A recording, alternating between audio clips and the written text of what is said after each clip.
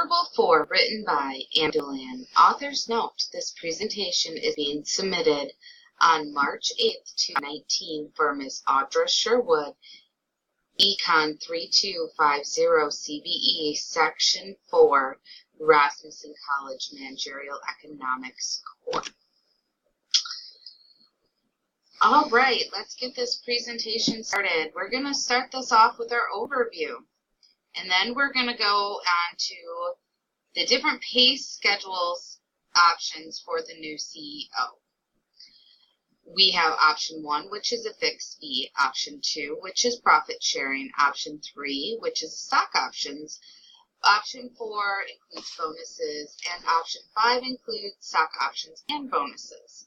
And then we're going to recap with our summary, and I will give you my final recommendation based on the information in this presentation.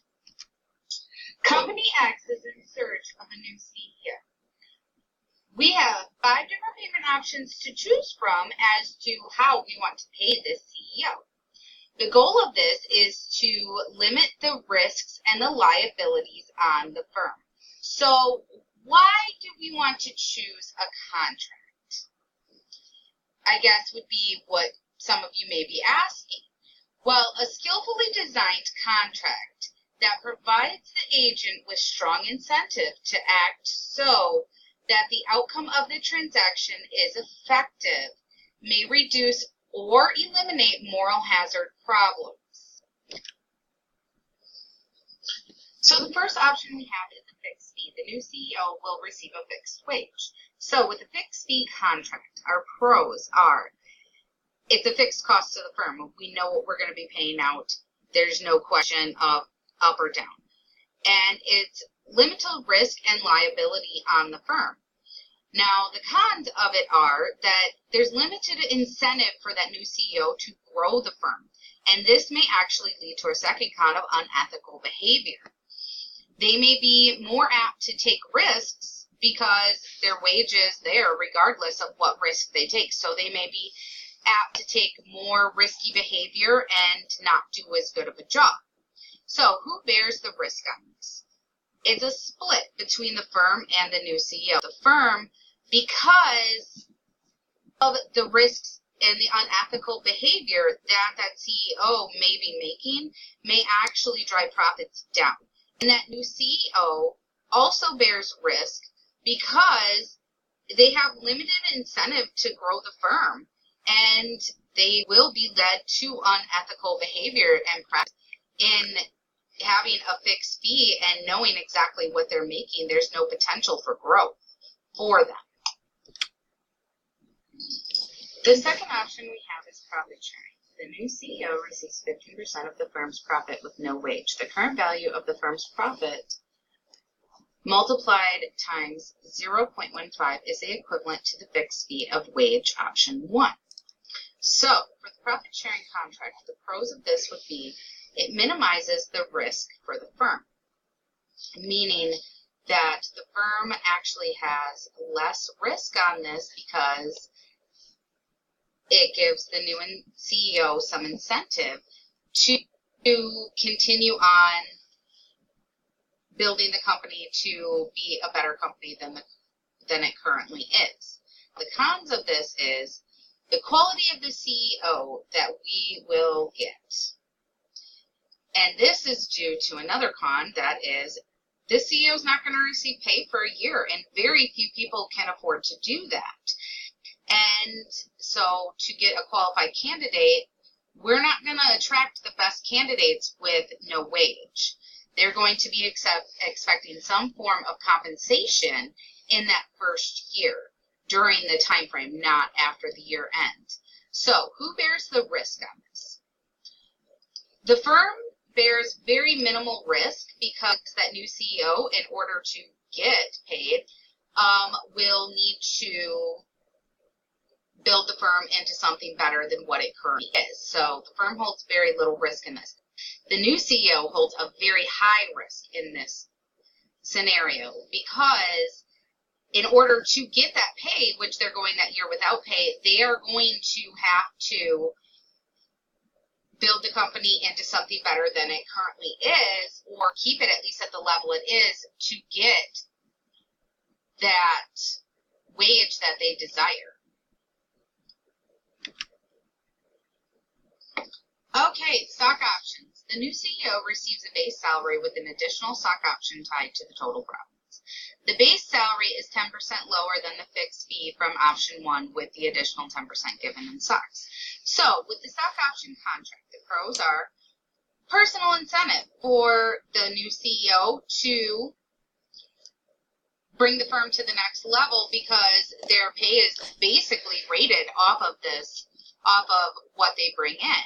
And this will also attract good candidates because it is a good job offer with the potential to make a great deal of money if they do grow the firm within the next year or so that they are there. So cons may be that you might actually be paying more than that employee is worth. So that's a difficult thing to consider, but it is something that needs to be considered.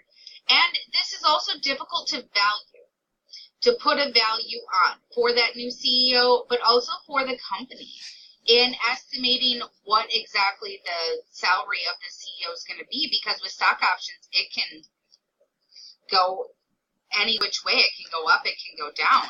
So who bears the risk on this? The firm bears a very minimal risk on this because the biggest risk they have is that they might be paying more than what the employee is actually worth. Now, the new CEO, he has a very high risk, or she. Basically, 10% of their wage is based on given stocks. And so if those stocks don't match up to what it would have been at base salary, they'll actually be losing out. But at the same time, they have that incentive to give that push and bring the company to the next level. So hopefully that will be enough for them to want to do that.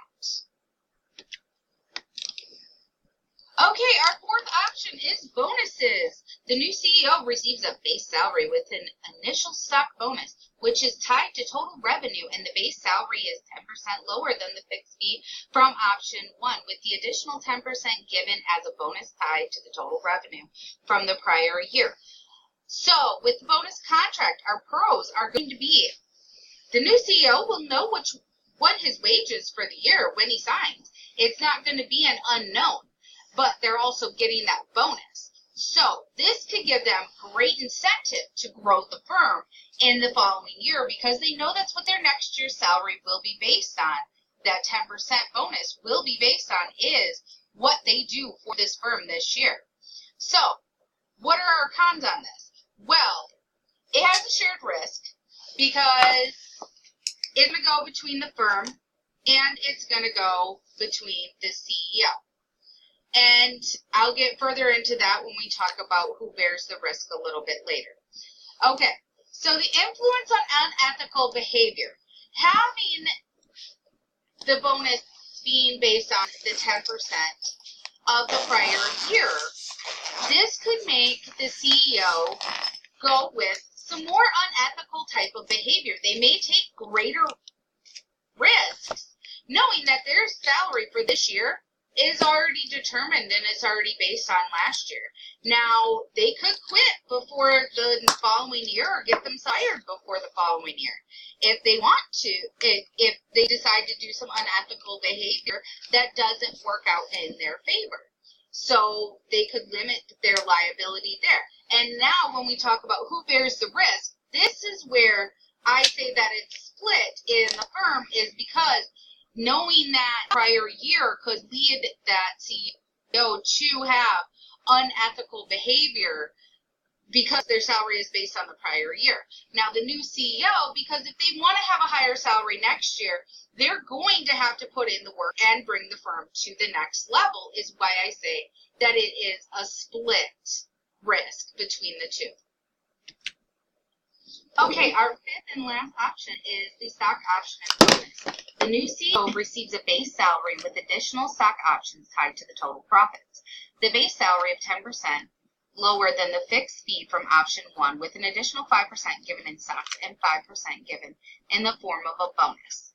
Now, the stock options and bonus contract has quite a few pros to it. The new CEO has personal stake in the firm, given the stock options and the option for that bonus that they will be getting. So this will encourage production and encourage them to build the firm, and it will also attract the best possible candidates, because this is the type of contract that a CEO is truly looking for when they are looking for a job. So we're going to attract the best of the best. The cons to this is it could lead to unethical behaviors, because they may take riskier moves that may benefit themselves because of the given stock options and the bonus. And the risk that comes with the firm on the cons is it's a higher value than business results, meaning that the CEO may not be worth what they are getting paid. So who bears this risk?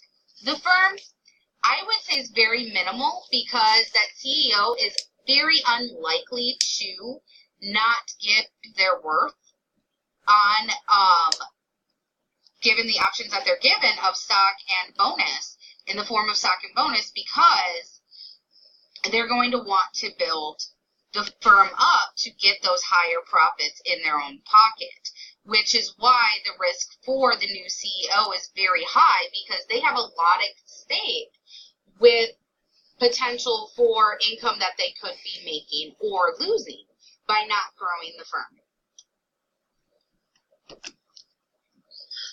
All right, to summarize, we went over the overview, the pay schedules for the new CEOs, the 5 different options that we had, the first one being the fixed fee, the second option, the profit sharing, the third option was stock options, the fourth option was bonuses, and the fifth was stock options and bonuses. So, given all the information we went over today, my recommendation on this is to go with option 5.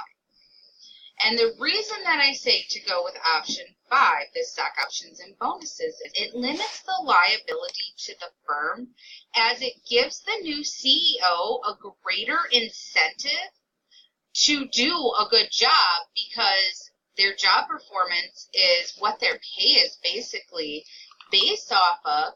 And also, this particular option, option 5, having stock options and bonuses, will attract the right type of candidate, which is half the battle, because if we only are attracting the wrong type of candidate, we may run into those ethical and moral issues that we would have if we were having the right type of contract to attract that high-level CEO, because as a high-profile company, we want to have a CEO that also holds that same high-profile moral standard and everything else that we're looking for within that CEO, where he's going to do the best possible job for us.